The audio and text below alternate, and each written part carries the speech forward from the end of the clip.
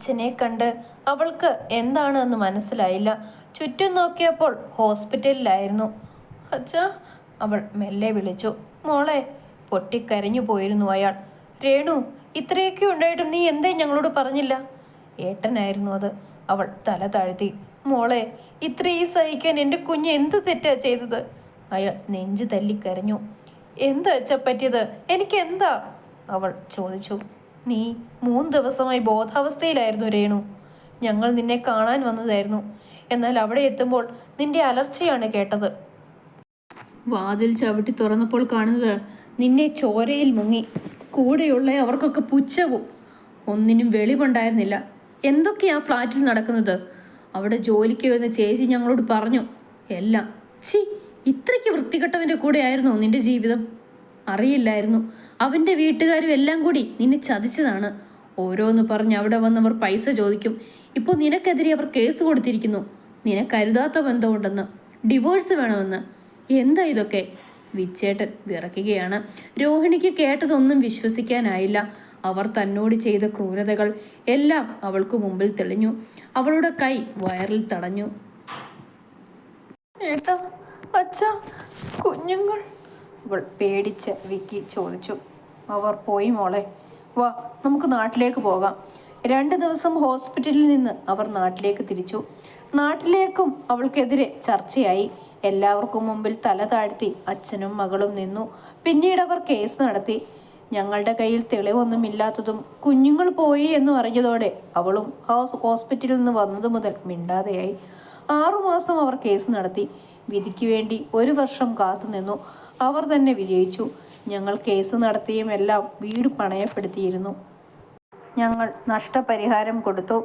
സ്വർണം അവൾ കൊണ്ടുപോയി എന്നവർ കള്ളം പറഞ്ഞു. എല്ലാം നഷ്ടപ്പെടുത്തി. ഇതൊന്നും തന്നെ അവൾ അറിഞ്ഞിരുന്നില്ല. ഒരുതരം മരവിപ്പോടെയായിരുന്നു രോഹിണി ജീവിച്ചത്. പിന്നീട് അങ്ങോട്ട് അവളുടെ മനസ്സിനെ പഴയതുപോലെ ആക്കാനായിരുന്നു അയാൾ ശ്രമിച്ചത്. മെന്റൽ ഹോസ്പിറ്റലിൽ 2 വർഷം അവൾ കഴിഞ്ഞു. ആരോടും ഒന്നും മിണ്ടാതെ, കരയാതെ, ചിരിക്കാതെ.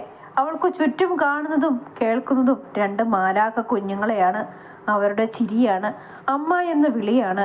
ഇതൊക്കെ ഓക്കെയാവാൻ കുറേ സമയമെടുത്തു. രോഹിണി, ശിവ വിളിച്ചു. അവൻ്റെ വിളിയാണ് പഴയ ഓർമ്മകളിൽ നിന്നും തിരിച്ചു കൊണ്ടുവന്നത്.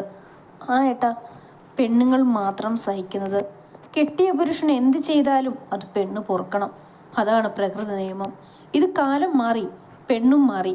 ആണിനൊപ്പമാണ് പെണ്ണിപ്പോൾ.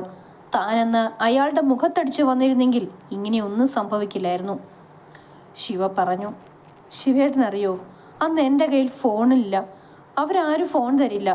പിന്നെ അവർ 4 പേരും ഞാൻ ഒരാളുമാണ്. അതിൽ പെണ്ണെന്ന് പറയാൻ അറപ്പാകുന്ന അവളും. പിന്നെ ഏട്ടാ, അവർക്ക് ദൈവം തക്കതായ ശിക്ഷ കൊടുത്തിട്ടുണ്ട്. കാണണോ? അവൾ ചോദിച്ചപ്പോൾ അവൻ തലയാട്ടി. ഇത് ഒരാഴ്ചത്തെ മുമ്പത്തെ ന്യൂസാണ്. അവൾ ഫോൺ ഉയർത്തി കാണിച്ചു. ബാംഗ്ലൂരിൽ വാഹനാപകടം, 3 പേർ മരിച്ചു. ഒരാളുടെ നില ഗുരുതരം. ഫോട്ടോയടക്കമുണ്ടായിരുന്നു. സതീഷിന് ഗുരുതരാവസ്ഥയിലാണ്. അവൾ ഫോട്ടോ കാണിച്ചു പറഞ്ഞു.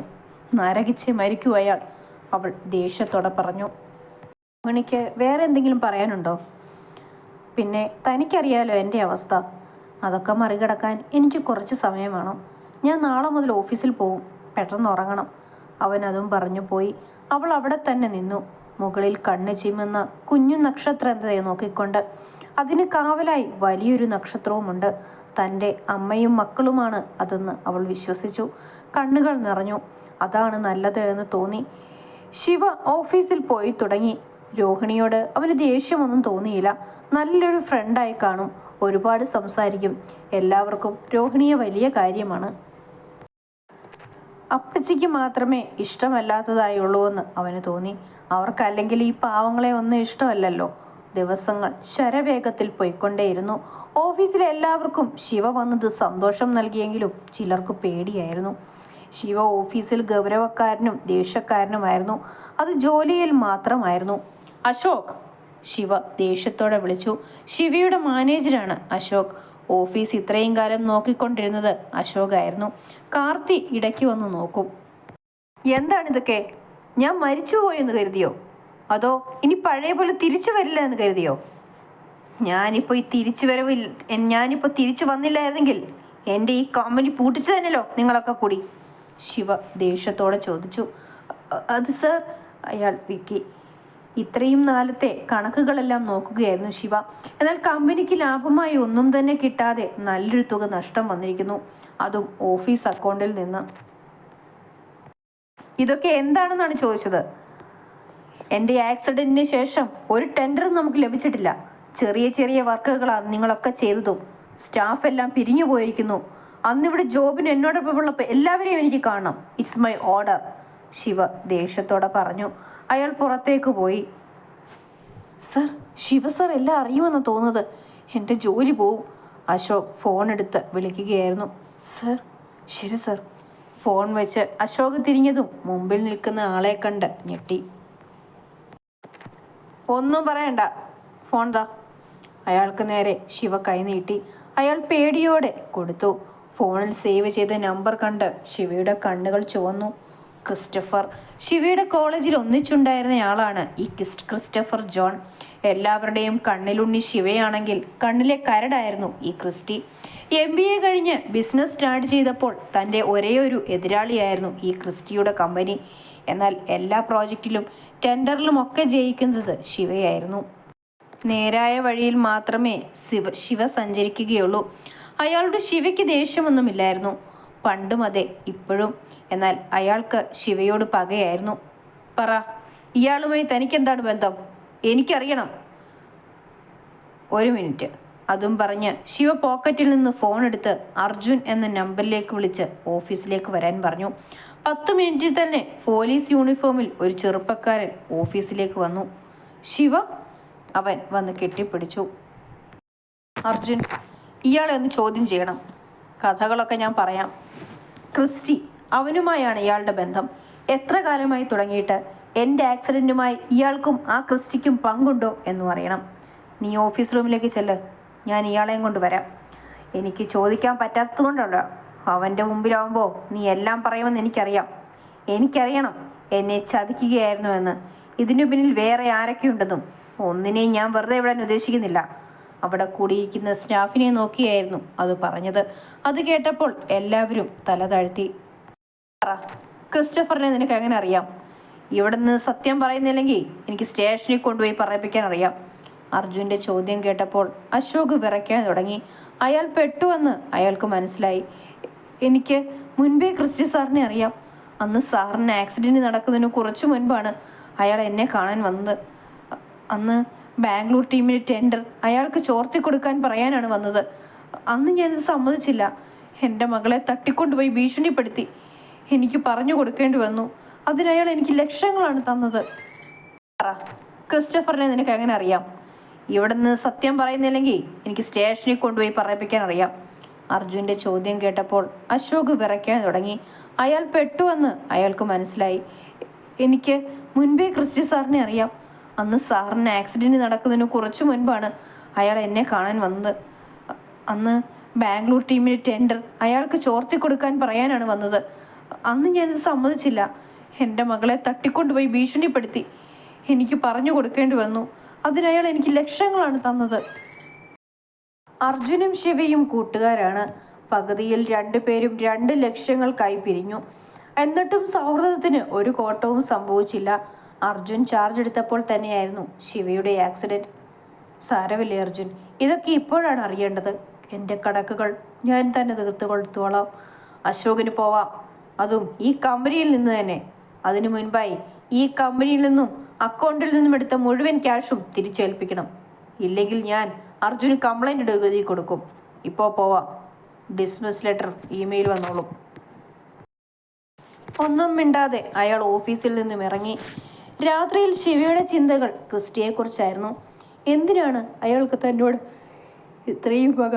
കോളേജിൽ മദ്യപിച്ച് വരുന്നു എന്ന് പറഞ്ഞ് കംപ്ലൈൻറ്റ് കൊടുത്തു. അത് അയാൾക്ക് വേണ്ടിയായിരുന്നു. പിന്നീട് പെൺകുട്ടികളോട് മോശമായി പെരുമാറുന്നത് കണ്ടപ്പോൾ പ്രതികരിച്ചു. നല്ല അടി തന്നെ കൊടുത്തു. ബിസിനസ് തുടങ്ങിയപ്പോൾ തൊട്ട് ചതിയിലൂടെ അയാൾ തൻ്റെ ഓരോന്ന് സ്വന്തമാക്കാൻ നോക്കുകയാണ്. എന്നാൽ അവസാന നിമിഷം സത്യം ജയിക്കുന്നു. ഇപ്പോഴും അവനോട് ദേഷ്യം തോന്നുന്നില്ല. ശിവേട്ട, റൂമിലേക്ക് വന്ന് രോഹിണി വിളിച്ചു. എന്നാൽ അവൾ വിളിച്ചതൊന്നും കേൾക്കാതെ ബാൽക്കണിയിൽ ആകാശത്തേക്ക് നോക്കി ആലോചിച്ചിരിക്കുകയാണ് ശിവ. ശിവേട്ട, എന്ത് ഇത്രമൊത്തം ആലോചിക്കാൻ? അവൾ അടുത്ത് വന്ന് ചോദിച്ചപ്പോൾ അവൻ ഞെട്ടിപ്പോയി. ആ, എനിക്ക് നല്ല തലവേദന, ഞാൻ കിടക്കുന്നു. അതും പറഞ്ഞ് അവൻ കിടക്കാൻ പോയി. ഇതെന്തു പറ്റിയെന്ന് അവൾ ചിന്തിച്ചു. എന്തെങ്കിലും സംസാരിച്ചിട്ടേ അവൻ കിടക്കാൻ പോകാറുള്ളൂ. അന്ന് രാത്രി ശിവയ്ക്കും രോഹിണിക്കോ ഉറങ്ങാൻ സാധിച്ചില്ല. രണ്ടുപേരുടെയും മനസ്സ് രണ്ട് രീതിയിൽ കലങ്ങി മറിയുന്നുണ്ടായിരുന്നു. ശിവ രാവിലെ എഴുന്നേറ്റ് പെട്ടെന്ന് തന്നെ വീട്ടിൽ നിന്നും ഇറങ്ങിയിരുന്നു. തൻ്റെ കമ്പനി നഷ്ടങ്ങളിലേക്കാണ് പോയിക്കൊണ്ടിരിക്കുന്നത്. പിന്നെ ക്രിസ്റ്റി, അവനെ കണ്ടെത്തണം. ഹാർഡ് വർക്ക് ചെയ്താലേ നടക്കൂ. ഒരുപാട് ആളുകളെ കാണണം. കമ്പനി പഴയതുപോലെ ആ നിലയിൽ എത്തിക്കണം. രാവും പകലും അധ്വാനിച്ചേ പറ്റൂ എന്ന് ശിവയ്ക്കറിയാം. പിന്നീട് അങ്ങോട്ട് ശിവ തീർക്കുകയായിരുന്നു. ജോലിയുടെ കാര്യങ്ങൾ വീട്ടുകാരെയും രോഹിണിയെയും പറഞ്ഞു മനസ്സിലാക്കി. ദിവസങ്ങൾ രാവും പകലുമില്ലാതെ അവൻ അധ്വാനിച്ചു. 1 മാസത്തിന് ശേഷം വലിയൊരു കോൺട്രാക്റ്റ് ശിവയുടെ കമ്പനിക്ക് കിട്ടി. അതിൻ്റെ ഓട്ടത്തിലാണ് ശിവ. രോഹിണിയോട് സംസാരമില്ല, ഭക്ഷണം കഴിക്കുന്നില്ല. അങ്ങനെ അവൻ സ്വന്തം ആരോഗ്യം പോലും നോക്കാതെ ഓടി നടന്നു. ഇന്നാണ് കോൺട്രാക്റ്റിന് സൈൻ ചെയ്യുന്നത്. ജർമ്മൻ കമ്പനിയായിരുന്നു. ഇത് വലിയൊരു കോൺട്രാക്റ്റ് തന്നെയായിരുന്നു. ഇത് കൈവിട്ടാൽ പിന്നെ ശ്രീശിവ് കമ്പനി നഷ്ടങ്ങളിലേക്ക് കൂപ്പുകുത്തും. തനിക്ക് വിശ്വാസമുള്ളവരെയാണ് ശിവ കൂടെ കൂട്ടിയത്. ടെൻഷനോട് കൂടിയാണ് ശിവ ക്യാബിനിൽ നിന്നത്. ഇതേ സമയം രോഹിണി അമ്പലത്തിൽ ശിവയ്ക്ക് വേണ്ടി വഴിപാട് കഴിച്ചു.